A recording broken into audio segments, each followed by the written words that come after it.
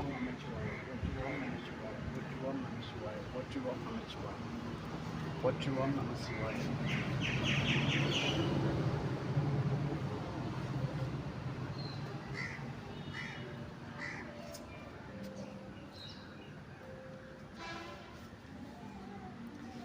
போற்றி ஓம் நமச்சிவாய. எல்லாருக்கும் வணக்கம். எல்லாம் வல்ல சிவபெருமானுடைய திருவருளினாலும் கடந்த 7 ஆண்டுகளாக செய்த தவத்தின் காரணமாகவும் அன்பர்கள் சிவ அடியார்களாகிய உங்களுடைய அருளாசியோடும் நான் சென்ற மாதம் திரு கைலாயம் சென்று எல்லாம் வல்ல சிவபெருமானுடைய திருவருளிலே திளைத்து மகிழ்ந்து அவருடைய திருமடியிலே நடந்தும் கிடந்தும் ஓடியும் ஆடியும் பாடியும் படுத்தும் புரண்டும் விளையாடியும் இப்படி பல்வேறு விதமாக அவருடைய திருமடியிலே அவருடைய சிவானந்தத்தை அனுபவித்து அந்த கைலாய மலை 52 கிலோமீட்டர் முழுவதுமாக சுற்றி வந்து அவருடைய திருவருளோடு வந்துள்ளேன். எல்லாம் வல்ல இந்த திருவருள் நிகழ்ச்சிக்கு தங்களுடைய ஆசியும் ஒரு காரணம். என்னுடைய அந்த பிச்சை கேட்டு அனுப்பிய வீடியோவை பார்த்து நிறைய அன்பர்கள் எனக்கு தங்களால் என்ற பெருந்தொகையை அனுப்பி உள்ளீர்கள். அவர்களுக்கெல்லாம் என்னுடைய நன்றியையும் பாராட்டுதல்களையும் வாழ்த்துகளையும் தெரிவித்துக் கொள்கிறேன். எல்லாம் வல்ல சிவபெருமானுடைய திருவருள் உங்களுக்கு வந்து சேரும். போற்றி ஓம் நமச்சிவாய. அதனைத் தொடர்ந்து இப்பொழுது நம்முடைய சின்ன கைலாயத்திலே வருகின்ற இந்த ஆடி மாதம் வெள்ளிக்கிழமை பௌர்ணமி விழா நடைபெற இருக்கிறது.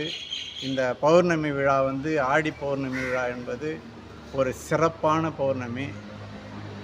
அதுவும் இல்லாமல் இந்த பௌர்ணமியில் வரலட்சுமி விரதமும் சேர்ந்து வருது, சிரவண விரதமும் சேர்ந்து வருது.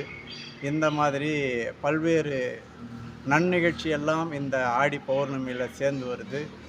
அதனால் எல்லாம் வல்ல இந்த கைலாயநாதனுடைய ஆலயத்தில் அந்த நிகழ்ச்சியில் கலந்துக்கிறதுக்கு ஒரு பேர். நாம் பௌர்ணமி அன்னைக்கு வெள்ளிக்கிழமை காலையில் 9 மணிக்கெல்லாம் திருவாசகம் முற்றோதுதல் ஆரம்பிக்கின்றோம். மதியானம் அன்னதானம், சாயந்தரம் திருவாசகம் முற்றுவதல் முடிந்த உடனே நமது அம்மையப்பர் ஏசிடி கலைக்குழு, அம்மையப்பர் படைப்பாளர் கலைக்குழுவின் சார்பாக நமது கலைக்குழுவினுடைய மூத்த நடிகர் இஸ்லாம் நண்பர் திரு அப்துல் ஷரீப் அவர்கள் ஒரு நிகழ்ச்சியை முன்னெடுத்துள்ளார்.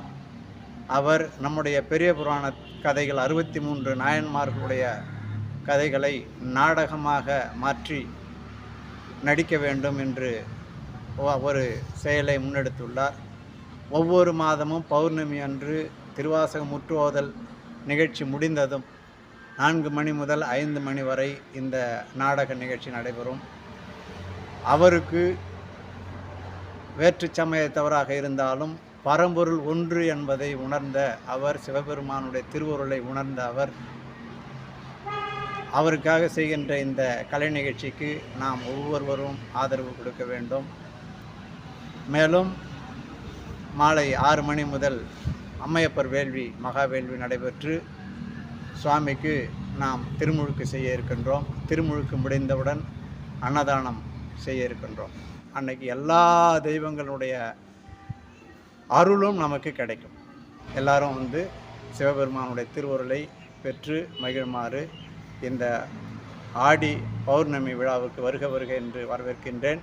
போற்றி ஓம் நமச்சிவாய.